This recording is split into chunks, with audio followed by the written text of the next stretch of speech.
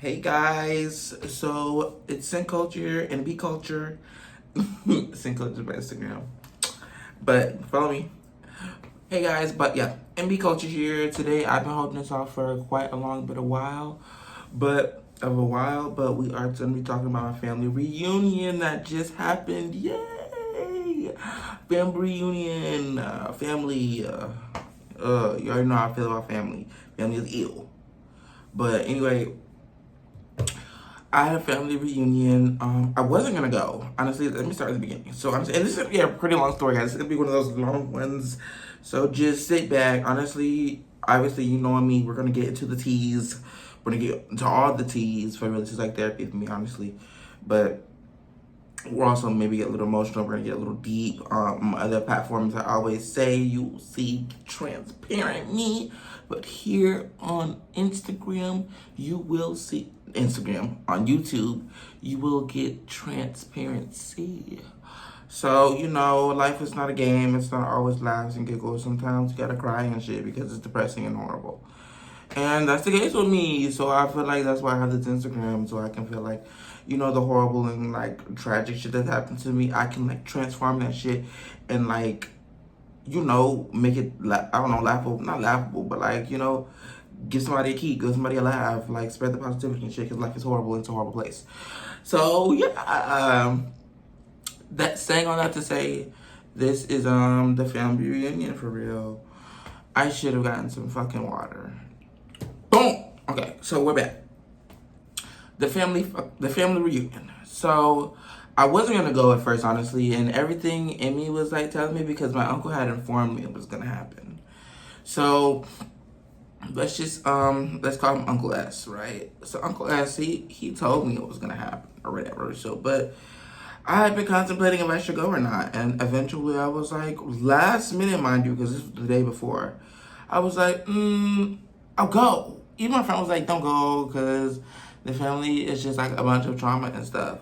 But I was like, I'll go, right? So I packed my stuff. I went. I packed my stuff. Okay, so my uncle has, I'm driving and I'm gonna stay with my uncle has. So because I'm currently going to school, whatever, in the city I'm in, the film reunion's like maybe 30 minutes away. It's not that far. So I go with my uncle as we driving, we go there. It's like in the country and stuff. My family is like really like, at least like I'll say my dad's side of the family. Yeah, my dad's side of the family, they're like really country and stuff like that. So it was like, I think it was on a plantation or something, close to a plantation or something. You know, you know. Anyway, or you don't know. I don't know. I'm talking to me. Y'all just watching. So anyway, so we're going to the plantation. As soon as I get there, I turn in. We're turning in. I'm at the passenger seat. My uncle he turns in. My freaking uncle. Oh my gosh. Oh. Okay, we'll call him Uncle Joe. We'll call him Uncle Joe. My freaking Uncle Joe comes in. As soon as, mind you, I don't fuck with this guy. I don't mess with him. Anyway, Uncle Joe comes in. Boom! As soon as we go in, Uncle Joe's right there trying to want to give me a hug. I'm like, okay, I'm already on 10 with everybody here. I don't like any of you for real, but I don't want to be like completely abrasive or, because it is a family reunion, right? That's why we're here, supposedly, right? Supposedly here. So he goes in, I give him a hug, and after that, hey, Uncle Jay, boom, blah, blah, nice to see you. I acknowledge his existence. That was great. And then I go about my day. Then he continues to, culture, culture, culture. I ignore him. Again, culture, culture. Oh my gosh, I'm so proud of you. This is weird to me. And I'll tell you guys why it's weird to me.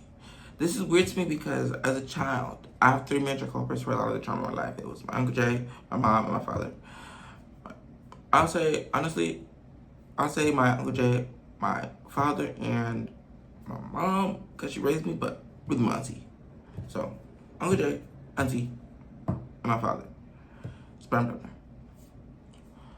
Uncle Jay, when I was younger, he was so weird.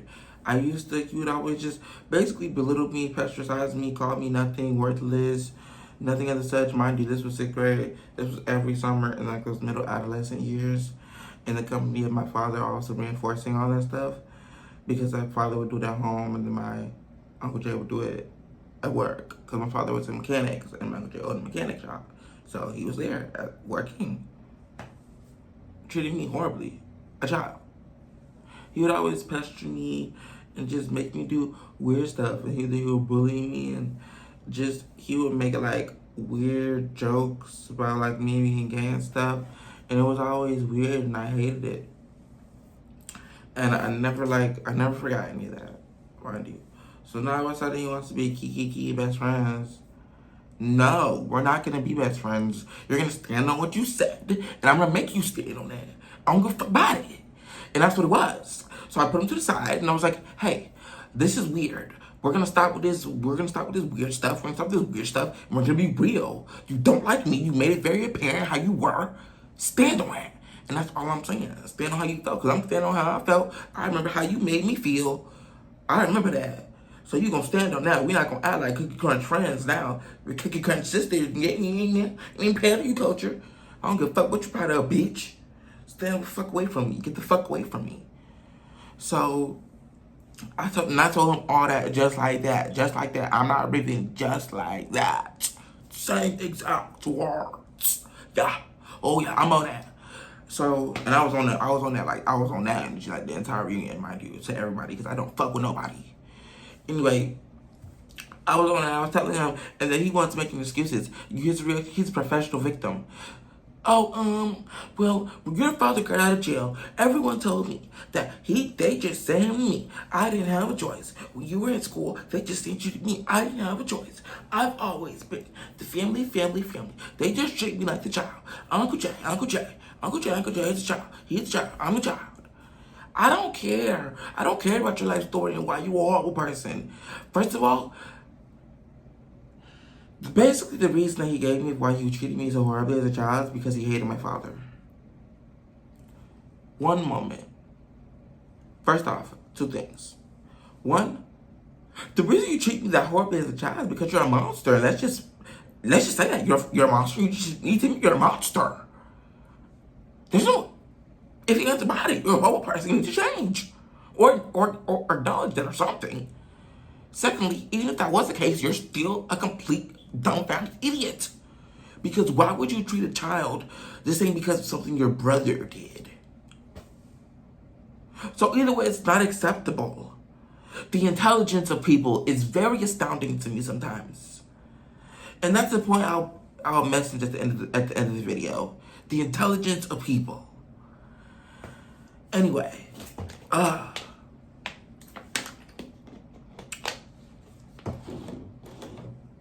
because this guy was like really a horrible person, guys. I'm really trying to tell you, he was a really horrible person. I really contemplated like suicidal ideations at some point. It was really that bad because I was like, damn, I could really just go onto the road and the car could do it for me. The car could do it for me. It could do it right now for me. And I'm not being like funny, guys, because it was really that horrible. It was really all the reinforced like horribleness in your mind all the time, always calling you less than, that you're just gonna be less than, that you're less than a person, this, because he's that person, very constrained in his beliefs and gender norms. So, men do this, women do this. What? So he was putting me through so much torture and shit for the sake of I'm a man. And I guess he thought that I was always explicitly effeminate. So I guess he was trying to like beat that out of me or some weird stuff. It's weird, and you're just a weird person. Not to mention you, every person in his entire life and the whole entire family hates him now. Even my auntie and my father hate him. Excuse me. No one likes him now. Nobody. So he's completely alone. The only people that even deal with him are the people under him. I figure. So I asked him straight up. I was like, has this been working for you? Has it really been working? Because clearly this lifestyle that you've curated for yourself is not working because no one likes you. So clearly this is not just my experience. I'm not just the crazy one. First off, you're never going to validate my experience. That's what I got from this. And that's okay. But I had to let him inquire that. And when I did that, he was dumbfounded. He really didn't know what to say. And then we got into it again. And then he was like, you're not listening to me, so I had to listen. And then he just kept bullshit. And it was like, you're the victim in the situation, right? You're the victim. You're just the victim. You're just, oh my God, Cinque, I did so much for you. And oh my God, I'm just, who? What? Man, stuff like that be really messing with me in the head because I really feel like I'm gonna turn up right now. And I really was. I have like a 1 to 10. I was about like a 7. And I was like turn up, but then my sister came in and she was like, hey. And then she showed me love and appreciation and stuff like that. And I was like, okay, I can't put my negativity on her. And then he tried to use her as a crux because she's like kind of new to the family. So he's, I guess, done stuff for her. So he uses her as like a crux. Like, hey, don't I do nice stuff? Am I not a nice guy? Like trying to use her as basically, you know, that turned me up even more because then it's like, oh, so you really think I'm a fool? You really think I'm a hooligan, huh? Anyway, I could go on and on and on, and that will be a whole video just on him and try my face because of that, but on to the next. Because after that, he went on to do his own thing. He got into it with my sister, and her husband doesn't play about her. Real military man. Real man. So, let's put a cookie out on Uncle Jay. Hey, watch your mouth. Anyway, the next situation, because I told you I was picking him out. So, the next situation, mother. Yeah, gotta get into her. Cause this bitch, yeah. And I said like, just like that. And when I say that word, I say it's the most vitriol. Look up the word. The most vitriol I can say in my entire existence. I really do hate her and I really hope she burns in hell for all eternity. The hatred that I have for this woman is so founded in reality because this, I promise you, was like, honestly, she's my number one hater. She's always been my number one hater since I was a kid. Number one hater. And it's so funny because the person that was supposed to be the mother figure in your life and take care of you and all that is your number one hater, caused the number one trauma in your life, made you belittled you, called you all types of things. We'll get into it. We'll get into it. We will.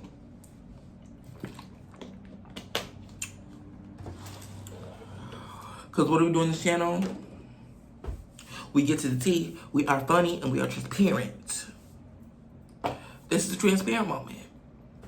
I live it at tea too. But in their position, as I said, I need to get to that. I need to get this shit out. So she fucking, I saw her. I didn't come on 10 like I did with Uncle Jay. I didn't come on 10. I tried to go to talk to her. Oh, I acknowledge you as a person because regardless of how I feel, one thing you taught me is to not be a bum. I give for that. She's not a bum. I give for that. You used to could never even get that out of me. You used to never give her any type of acknowledgement, but she a boss. I give for that. Taught me how to be a bum. Also, feel like a mom. You did raise me, so I feel you like a mom. And because I feel you like a mom, it's weird. And I have these feelings of hurt because I did do you like that. View you like that. And you treated me like this. It's a weird disconnect between the two. And I tried to explain that to her. Immediately defensive. Immediately evil. Immediately just invalidating everything. I went blow for blow, everything. The weight. I used to have body dysmorphia. I used to want to, like, end myself. Because I just didn't, I didn't care. I felt so ugly. I felt so disgusting about my body because my whole entire life, ever since I was a kid, it was always, oh, you're fat ass. You're not nothing. No one will ever love you. You'll never love yourself. Why do you walk with such confidence? Oh, you think this is okay? You think you're okay? Look how you look. Nobody will ever love you. She kept saying stuff like that. Of course, I never believed it because I'm smart and I'm intelligent and I know me. I'm a pretty ass boss ass bitch. Always was. But when your mom says stuff like that to you, even if you don't internalize it, you it stays with you in a way. Cause it's your mom, right? So that I carried with me. It was always just a crushing realization, and I slowly had to just unpack that and do the work and just learn to love me, because you really only get one body. You do. You only get one body. So you gotta learn to love it. Anyway, I can't contain my anger, but here we are. So she was saying all that stuff to her, and then I kept confronting her because I also confronted her about the mind stuff. So the mind stuff, at one point she called me retarded. Yes, she called me the R word. Yes. Very intelligent. Always was in honors. Astounding. Someone even said I have omnipresence. That's how smart I am. So it's like, for any bitch to ever think that I can ever be retarded is crazy to me. That's the shit she was spewing to me. This bitch did that to me. She called me that. And of course, I never thought it, never believed anything, because if I did, I'd be a dumb bitch. A real one. But the premises behind it is your mama telling you that stuff is kind of crazy. It messes with your mind a little bit. So in moments of weakness, I really think like, damn, is something wrong with me? Could I be on the spectrum? When I have moments of weakness, like, depression and, stuff like that. Because we all go have it, girl. We all have anxiety. We all have anxiety or something. And if you don't, good for you. You're perfect. But yes, so it's like that would always just be corrupting my mind whenever I would have like weaker moments or anything like that. So I addressed that. She never addressed that. Gotcha.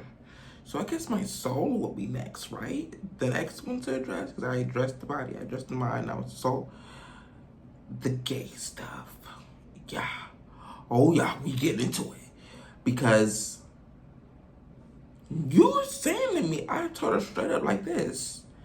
To be honest, this is weird. Because you're telling me, be yourself, and I'm so happy for you, and this, and this. But you would put a Bible in my face, told me I was a demon and abomination, I was going to hell, and you were going to tell all my uncles on me. Oh, no, I didn't. Yes, I did. And you're not going to invalidate my experience. And you're trying to invalidate my experience like it didn't happen. Like, oh, so, yeah, do you want me to go deeper? Because I can, every single word, plug that play. I don't forget. Children don't forget. Mind you, around 5th grade. Nah, this was honestly, this was around, like, 3rd, like, 4th type stuff. So I don't forget. And you're not going to invalidate my experience and tell me I'm wrong. That pissed me off. I went off after that. Then stuff with my daddy. Oh, my dad. Father. First off, oh, you need to know how to have a male role model in your life. She thought I needed a male role model in my life, right? Okay, I'll entertain that. Wrong, but I'll entertain that. Where was the material? Where was the material? Because the older men in my family, yeah, they got it together, now they're old. They should. Fuck. But they didn't have that shit together back then. Especially at the younger age. At the age to look up to it. They didn't have a story of becoming. Armani went to a story of progression. A story to idolize. A story to replicate. They didn't have those type of stories. That wasn't their journey. We had drug dealers, mentally disabled. We had freaking, at this point, pedophiles. So, who was I supposed to, if I had internalized what you and my father to teach me about how to be a man, I told her if I had internalized what it meant to be a man from my father, it would have been to lie, manipulate, cheat on women, beat on them, beat on your kids, not care about them, be a drunkard, an alcoholic, sell drugs, be a horrible, really human being, molest your kids. So it's like, you could never say these things to me. You could never do these things to me. Like, so I'm telling my story and I'm trying to, but I'm trying to tell her that my father did all that stuff to me. You know what this bitch said? Oh, but that's still your daddy though. I got you. Oh, but that's still your daddy though. What you want me to do about it? What you want me to do about it now? What you want me to do about it now though? This bitch kept testing me. This bitch kept testing my patience.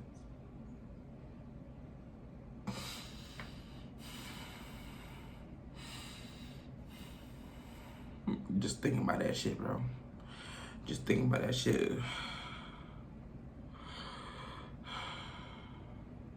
Bro, I told that bitch a vulnerable moment in my life, and she acted like it didn't even matter. Like it didn't even matter. Like I'm just crazy. Like bro. I told her all that. Then she tried to go into my biological mom's story as well. Biological mom. I don't like her biological mom either because she's a horrible mom, right? But at the end of the day, that's still my mom, so I can talk about my mom. So she was like, oh, your mom was on drugs and she was a crackhead. I stopped her, period, pause right there. Oh, the drugs that my daddy was giving her? The drugs that he was giving her? Oh, but she don't want to acknowledge that. Kept going. Oh, but your mama, she know she was on drugs and your dad got you for the sake of, because she was on drugs and she didn't have the right to do anything. And first of all, you're not going to take down my mom. That's what you're not going to do.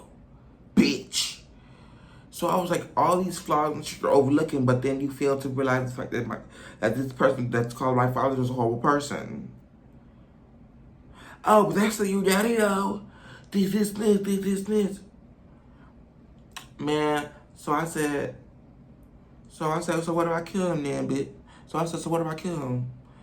Mind you, I just told her that my daddy was molesting me and beating the fuck out of me and molesting me. And do I got to molest me again? When I was in 6th grade? When I stayed with him? 6 to 7 years? This bitch, oh, that's still your daddy though, and that doesn't matter and shit like this, and you just need to learn how to forgive it. So I said, alright. I was heated at that point. I was like, okay then, so what happens if I kill that nigga then? Then what? Oh, well, that's not gonna happen because that's my brother. Well, that's not gonna happen because that's my brother. I said, so bitch, you ain't give a fuck about that nigga fucking me as a child, but you care about this dumb shit that I just said? I put my finger in her fucking mouth. Bro, in her fucking face. I ain't touch her, but I put my hand in her face. And I fucking said, bitch. And I love, because how dare you fucking shit on my entire existence, basically. Man, I went on there and started calling her every word in the book, low down, bitch. I don't give a fuck. Anyway.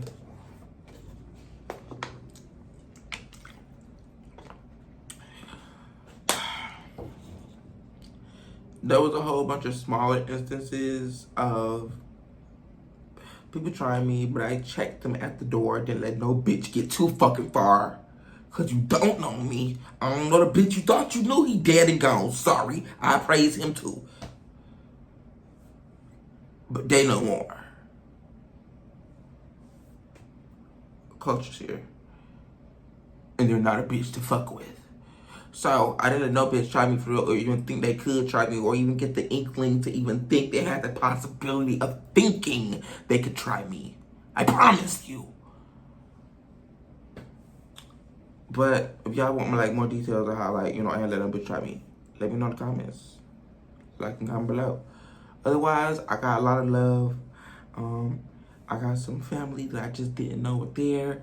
They sent me so much love. I have so many numbers. I got so many hugs. I got so many positivity. I have so many older women give me hugs and just show me so much positive energy and pray for me, and they saw right through me. They knew I was lying. They knew I was an innocent soul. They knew I would never just be broken like the way I am.